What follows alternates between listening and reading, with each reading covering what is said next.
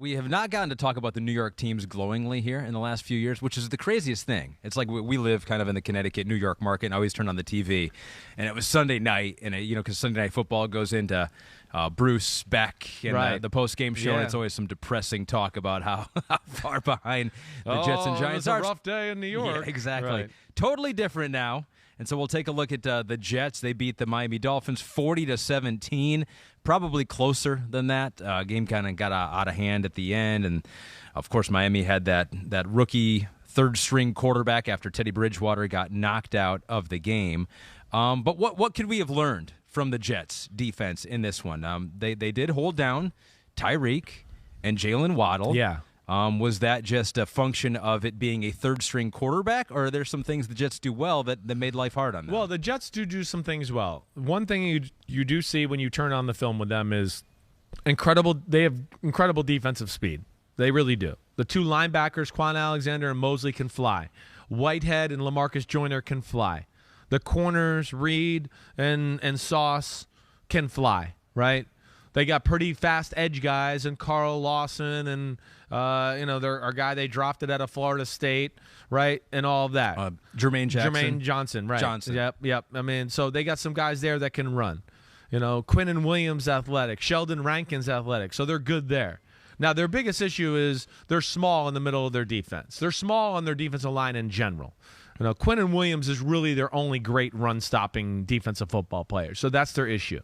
I'd love to come here and tell you that, man, I love the way the Jets looked, and it's just watch out. But that's not the case. It's one of those where, hey, I felt good about them watching on Sunday, but when you come away from watching the film, you go, well, they got pretty fortunate that it was a third-string quarterback. I don't know if those results would have been the same if it was Teddy Bridgewater out there in that football game. I do think that hamstrung the Dolphins' offense. They had to dial it back a little bit with some of the passing concepts they wanted to run and all of that. But I think that was the biggest issue was, let Raheem Mostert and the Dolphins O-line kind of push them around and open up a lot of big holes. That was, to me, what concerned me more than anything for the Jets. But they defense. do have some young guys. Sauce Gardner looked pretty good in this one. Does, you mentioned Jermaine Johnson, right. Quinnen Williams maybe can still get better. So Swish B wants to know, do you think the Jets are on the verge of having an elite defense? Maybe not the verge, right. but is it in the cards with the talent they have on the roster right now? I think it is. I don't know if it's going to get there this year to go, it's going to be elite,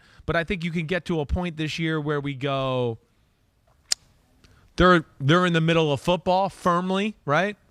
Somewhere between 10 and I know right now they're at 10, right? Somewhere between 10 and 16. I think there's no question about that, with the chance to look into next year and go, we can maybe be dominant. Right, that's to me where I kind of look at it. But this is still a huge job. This was, almost a historically bad defense last year. So let's keep things into perspective here. They're doing some good things. There's no doubt about it. And this group here is not easy to contain. That's for sure. I don't care who's at quarterback with them. Again, they got things that make you worry, and they can stress you, and then along with McDaniel's ability to be creative, it makes them extra dangerous that way. And so this was not an easy task, even for a defense going against the third-string quarterback. Throw one other name out at you on this Jets defense. John Franklin Myers. He's one of the standouts of their team. Defensive end, right? Not like a guy that you go, ooh. I think they try to make up for this lack of smallness on their defense by giving, hey, here's a big defense end. I don't know what Jonathan Franklin Myers. 6'4", 288. He's a strong side defense end. That's a pretty big, strong side defense end. They try to use that to help out their football team. But, yeah, I would say him and Quinnen Williams are the two guys that consistently jump out to me on a week-to-week basis on that D-line. All right, so this was not a mistake. Now, it would have been tougher sledding with Teddy Bridgewater, with Tua there. One of the tweets that I've seen pop up on your timeline every once in a while, because I'll dive in there. I'm like, what are they saying to Chris? And then I got to get out of there because I'm just like, this is negative. It's too negative. It's too depressing. I go, Pete, you go in there. I'm not going back in there. But every once in a while, when there's a Miami Dolphins discussion, they say our offensive line is terrible. Our offensive line is not very good. Our offensive line is not very good.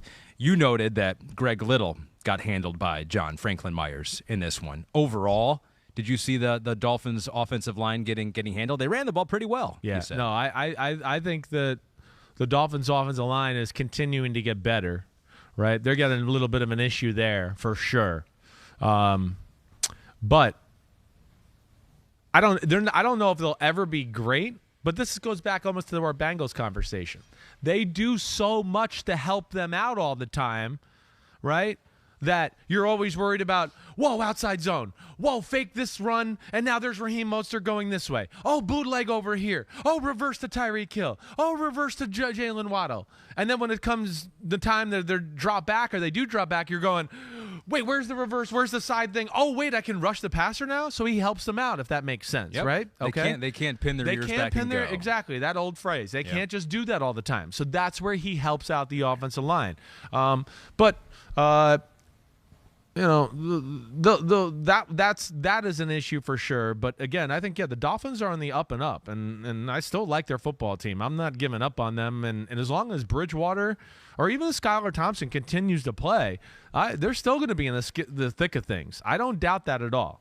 I want to make sure did I hit everything? Did we hit everything there? Yeah, I think so. Okay. My only issue with the Jets in the football game was up 19-7, and they went for it on 4th and 1 at midfield. Okay, the defense wasn't as good as everybody thought, but it's 19-17, and you're playing a third-string quarterback. Like, punt the freaking ball down the field and make him drive the field. You're going to give the third-string quarterback throw one screen or one pass and they're in field goal territory and you're losing the game? Come on. It's impressive shit. Yep. Triple F right there. Yeah, you like that, right? He liked that up there. Yep.